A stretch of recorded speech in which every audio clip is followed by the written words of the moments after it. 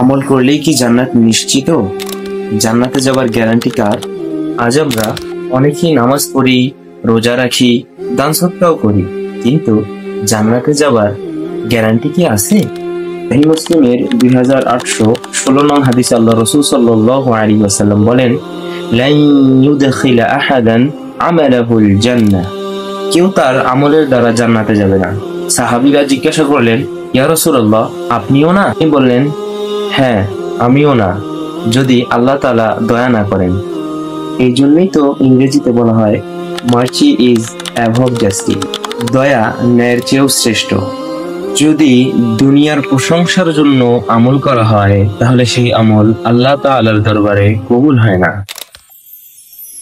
সহিহ বুখারীর 1 নং হাদিসে আল্লাহ রাসূল সাল্লাল্লাহু আলাইহি ওয়াসাল্লাম বলেন, ইন্নামাল আমালু বিন্নিয়াত, নিশ্চয়ই সমস্ত কাজই নিয়তের উপর নির্ভর করে। অ্যাকশন আর জাস্ট বাই ইন্টেনশন। নামাজ পড়ছেন, কিন্তু সুদ, গীবত এবং হারাম সম্পর্ক চালিয়ে যাচ্ছেন, তাহলে আপনার নেক আমল ধ্বংস হয়ে যাচ্ছে। আল্লাহ তাআলা সূরা বাকারার 264 নং আয়াতে বলেন, ইয়া আইয়ুহাল্লাযীনা আমানু লা তুবতিলু সাদাকাতিকুম বিল মান্নি ওয়াল আযা, হে ঈমানদারগণ, তোমরা তোমাদের নেক আমল বিনষ্ট করিও না বিল মান্নি ওয়াল আযা, কটূক্তি ও কষ্ট দ্বারা। আল্লাহ তাআলা সেই আমলই কবুল করেন যে আমল খাঁটি হয়, অর্থাৎ যে আমল শুধুমাত্র আল্লাহ তাআলার জন্যই হয়। তাদেরকে তো আদেশই করা হয়েছিল তারা যেন আল্লাহ তাআলার ইবাদত একনিষ্ঠভাবে করে। নেক আমল করলেই জান্নাত নিশ্চিত, এমন ধারণা এখনোই বাদ দিন।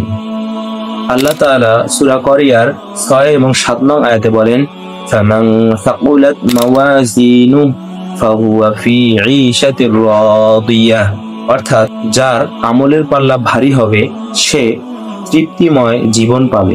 তাওবা, ইখলাস এবং আল্লাহ তাআলার দয়ার প্রত্যাশা, এগুলোর মাধ্যমে জান্নাত পাওয়া যায়। আল্লাহ তাআলা সূরা আরাফের 56 নং আয়াতে বলেন, ইন্না রাহমাতাল্লাহি করিবুম মিনাল মুহসিনিন, নিশ্চয়ই আল্লাহ তাআলার রহমত সৎকর্মশীলদের নিকটে।